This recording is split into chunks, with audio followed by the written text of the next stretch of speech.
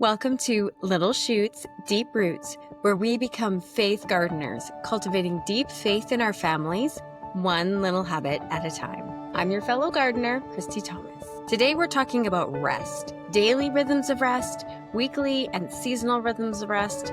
But here's my question. In today's busy world, is it even possible to rest?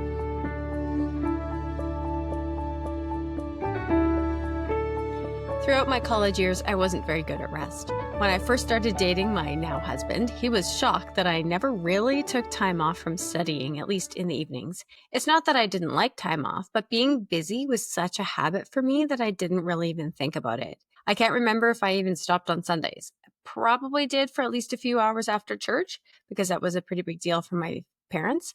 But for the most part, I enjoyed my studies and I was motivated to do well, so I kept myself pretty busy with it. Then, as a parent, that desire to keep busy was not just a given because of the constant effort required in raising children, but celebrated. In our busy culture, rest isn't something we like to boast about. I mean, have you ever answered the question, "How are you?" with the answer, "I'm well rested, thanks." No, you haven't. Honestly, in our culture, rest is a gift we're not very good at receiving. As parents, we're always on the go. Snacks, sports, school drop-offs, church, repeat. But God built rest into the rhythm of creation. What does it look like to reclaim that rhythm in our homes? I'll be honest, this is something I'm still learning. A few years ago, I started putting down my work from Saturday evening until Sunday evening, but it doesn't always feel like true rest. And our family hasn't found a perfect Sabbath rhythm either, aside from attending church on Sunday mornings. We're still learning. But I'm learning that rest isn't about a perfect day. It's about making space for God, for each other, and for our own hearts to breathe. When I was a kid, Sundays were for quiet. We'd come home from church, eat lunch, and then stop. No shopping, no errands. For as long as I could remember, I was sent to my room to take a nap. I definitely remember reading books instead and feeling like I was being really rebellious. Pretty sure my parents just wanted to rest in peace. Once I snuck downstairs and discovered they were watching TV shows. Turns out watching MacGyver was their Sunday habit while their daughters napped. However, there was a hush to those afternoons, a kind of peace that I didn't appreciate until I got older. As I grew, my dad was quick to remind me that Sundays were not for schoolwork, which you can see is played out in my current practice of setting down my work from Saturday evening until Sunday evening. But as I grew, I found that I itched to just do something on Sundays, not just sit around. The first time I mowed the lawn on Sunday, my dad was super not impressed. But to me, it was so relaxing, actually. It was so different from my normal routine of studying or practicing piano that it felt like rest to me. Those early experiences planted something inside me. And as an adult, I've been trying, rather imperfectly, to make room for Sabbath in my own life and bring it into our family life as well. Why would I want to do that? Well, in the very beginning of the Bible, in Genesis, God finished his work and then he rests. And that rest becomes part of the created order, woven into the world, just like gravity. In fact, the very first day after the creation of humans, is a day of rest. Their first day was a rest. How's that for a good start to life? Later in Exodus, Sabbath becomes one of the 10 commandments. God gives his new nation of former slaves a living lesson about Sabbath when he tells them to collect double manna the day before Sabbath and then doesn't provide any manna on the Sabbath. A little bit surprising for the people who were used to now collecting manna every day. Suddenly there was none. So 40 years of being forced to stop striving on the Sabbath would rewire anyone's habits. This was like the major object lesson God was giving them to help them observe that commandment.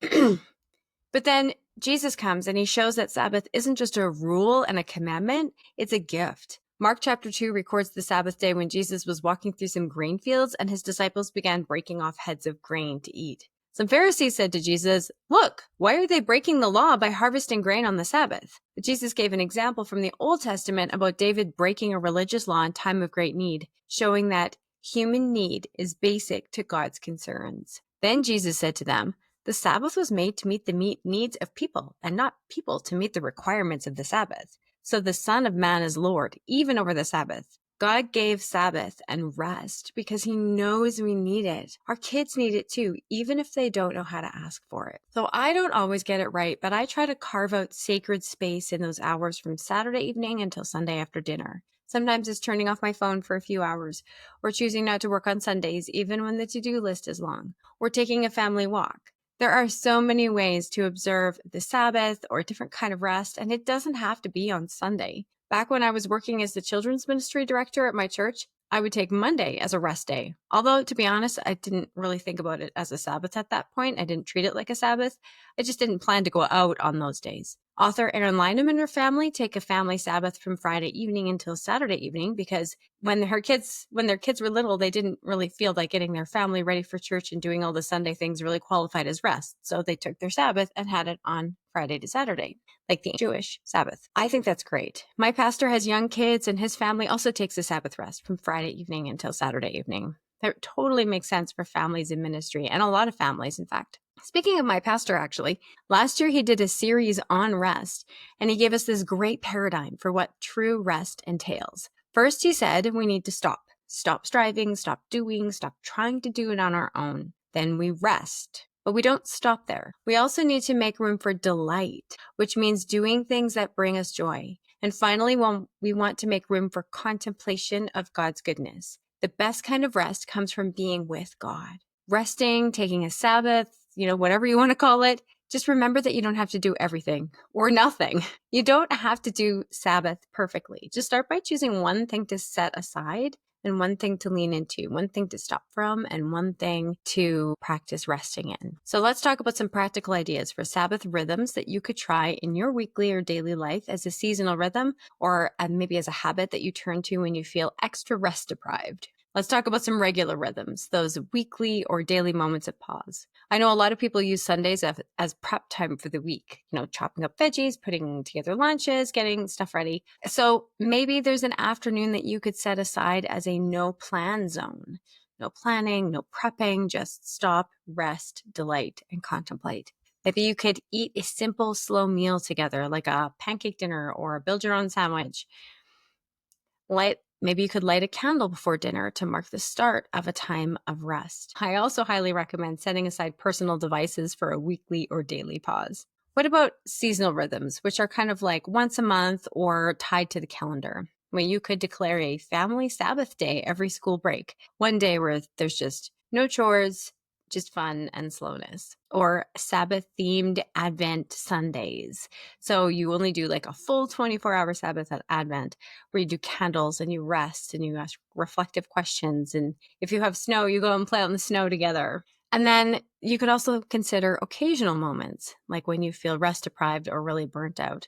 You could say, okay, we're having a soul day where everyone unplugs and rests and you do something nourishing together. You could let your kids choose a restful, creative thing for the whole family to do. And, that might be playing together. I don't necessarily find playing cars and toys with my children to be very restful. Maybe you do. I would prefer to read aloud to them for 3 hours, but you might hate that. You could try slow baking or backyard stargazing or anything that your family just really delights in together. I do encourage you, however, to involve your kids in shaping these rhythms. I've personally tried to enforce things like no screens on Sunday or we take a family walk together. But as my kids grow up, I've realized I need to get family buy-in for anything we want to try. A couple of weeks ago, we had a conversation in the car about what our Sunday afternoons could look like. And I think that what we landed on will last longer and be more restful than anything I would have just tried to come up with and enforce on my own. You don't have to master these rhythms of rest. You just need to start making space for it. Start small. Protect a window of quietness in your life. Maybe declare a screen-free hour or go for a family walk with no agenda. Make space for God to fill you with peace. Remember, we don't need to know it all or do it all or figure it all out right in order to see changes in our family. We just need to take one small step at a time. Start with one small tweak and see what happens. If it works, great. Feel free to add to it if you want. If it doesn't work, try something else. If you want to incorporate Sabbath rest or any other faith habit into your family in a simple and sustainable way,